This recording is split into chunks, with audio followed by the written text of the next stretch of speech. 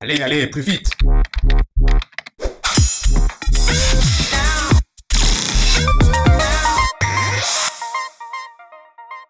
Suivant l'évolution des difficultés, la gravité, il y a différents interlocuteurs qui viennent. Si le problème se pose au début du processus, dans les organisations d'entreprise, où il y a des syndicats, des comités d'entreprise, des délégués du personnel, etc., le DCHSCT, la voie normale et immédiate, c'est de passer par le corps intermédiaire qui existe dans l'entreprise pour obtenir que soient réglés les problèmes qui se posent à lui.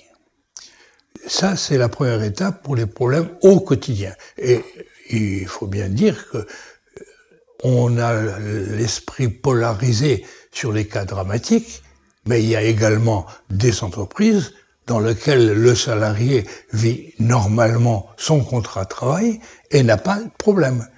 On retrouve d'ailleurs très souvent, lorsque les problèmes se posent, des salariés qui disent « Après 30 ans de bons et loyaux services, je me retrouve en situation. » Ça veut dire d'une part que c'est dramatique au bout des 30 ans, mais que pendant les 30 années qui ont précédé, il n'y avait pas de problème. Après, l'organisation interne à l'entreprise, on pense essentiellement à ce qu'on peut considérer comme la cheville ouvrière de la protection de la santé, c'est-à-dire le médecin du travail. Dans la mesure où il y a toujours un médecin du travail, même dans les entreprises où il n'y a ni syndicat, ni quoi que ce soit.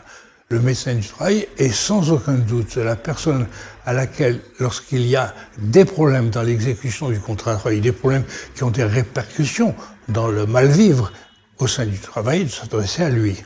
L'étape sans doute suivante par rapport à ce qu'aura dit le médecin du travail est peut-être l'inspection du travail. C'est beaucoup plus difficile pour l'inspection du travail, dont les missions ne sont pas aussi cadrées que les missions du médecin du travail, et qui ont par ailleurs de très nombreuses missions au niveau du respect des lois, des règlements, des conventions collectives, au niveau de la vie de l'entreprise. Et à ce moment-là, c'est plus difficile d'obtenir une intervention de l'inspection du travail qui soit efficace, parce que la situation devient de plus en plus grave et que la personne auprès de qui on s'adresse n'a pas tout le temps disponible, n'a pas tous les moyens pour s'occuper des cas individuels. L'inspection du travail ayant plutôt pour mission de s'occuper des problèmes à caractère collectif. Je pense que si on est arrivé à ce niveau de difficulté, tout dépend encore des conséquences sur la personnalité du salarié. La première difficulté que l'on rencontre, c'est que le salarié, dans des situations de ce genre, ne réalise pas qu'il est victime d'une maltraitance qui crée la souffrance au travail.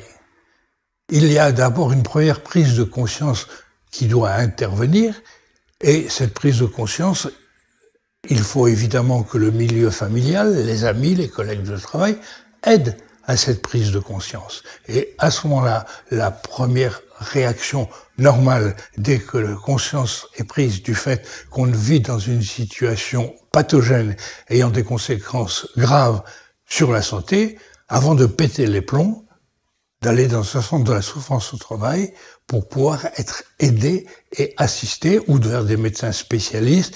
Et de plus en plus aujourd'hui, on constate que les généralistes ont pris conscience de ces problèmes et, pris devant de telles situations, envoient vers des médecins ou des centres spécialisés pour le suivi. Et tout dépend du moment. Pour continuer sur cette base-là, il y a alors un moment qui doit être le plus proche possible de la prise de conscience de l'exécution anormale du contrat de travail, c'est-à-dire du problème juridique de l'exécution du contrat de travail.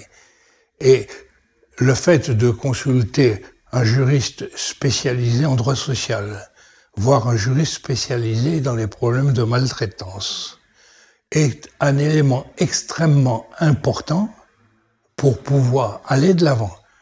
Ça peut être un avocat, évidemment. Ça peut être également un défenseur syndical qui a la pratique de ce type de problème et qui peut aider. Mais l'aspect et le traitement juridique doit être le plus possible en amont et, me semble-t-il, c'est la seule solution, soit d'arriver à surmonter les problèmes et les résoudre, soit de trouver une sortie honorable.